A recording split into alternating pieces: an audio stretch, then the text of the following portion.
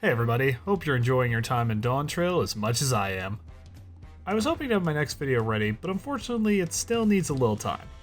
So I figured a quick Dawntrail impression should fill the gap nicely. And don't worry, we are going very, very spoiler light.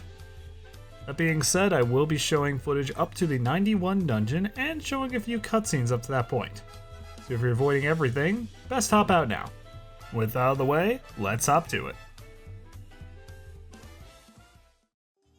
While avoiding any spoilers, I will say the story is great. And for me personally, it ranks as one of my favorites. All the new characters are a delight. Wuk Lamat was the highlight for me. Thoroughly enjoyed her personality and her arc throughout the expansion. Honestly, she became one of my favorite characters in 14 in general, even if she did kind of steal the show at times. It was also nice to see Erenville step into a more central role, as well as Cryo, which is definitely overdue, though it would have been nice for more time with them, to be honest.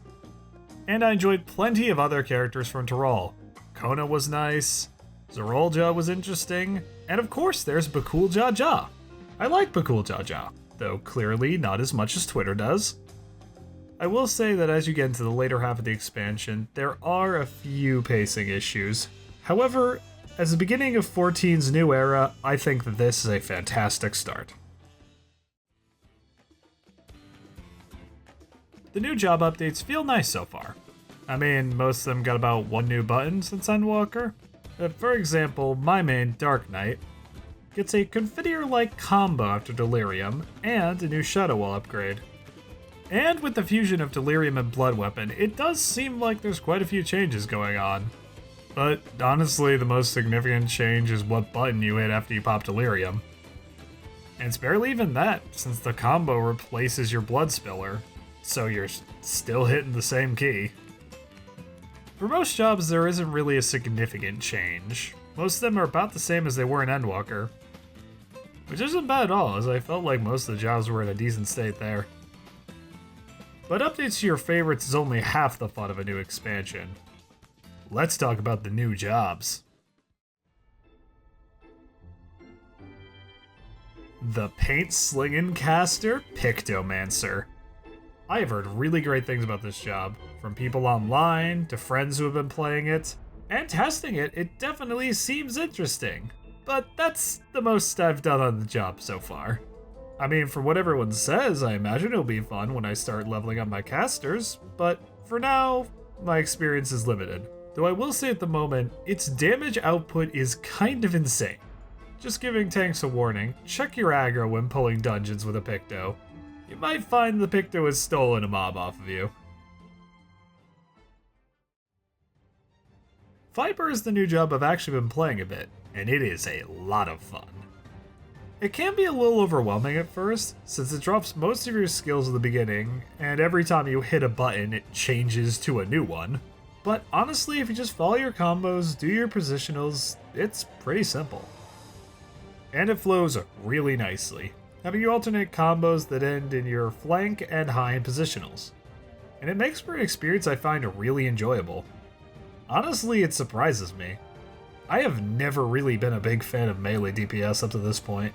I've barely got half of them above 50. But I don't know why, Viper just clicks with me. It's a fun job, and I can't wait to see how it pans out at 100. And of course, the new instance content has been fantastic. The biggest surprise for me was the dungeons. All of the dungeons, even the leveling, have been surprisingly challenging this expansion.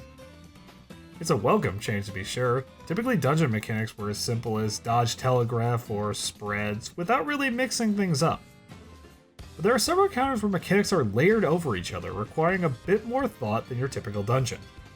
But it isn't just limited to the leveling dungeons. The trials have proven to be a fun challenge this time around. Especially the EXs, but we can talk about those more next time.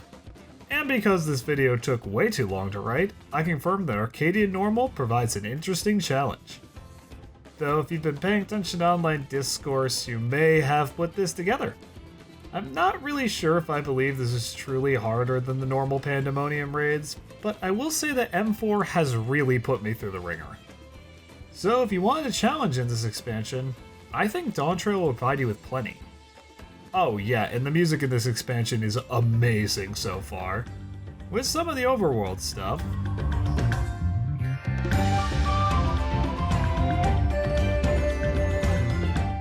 Dungeon stuff.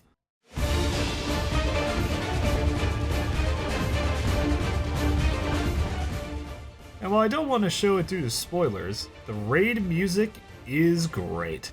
Please help, I'm listening to the M2 theme nonstop. Overall, so far, Dawntrail has blown me away, in a way I didn't expect coming. I'll admit that most of Endwalker, my motivation to play was dying. Playing dwindled from being a once or twice a week for me, down to not logging in for weeks. Really only jumping on to turn off auto-demolition.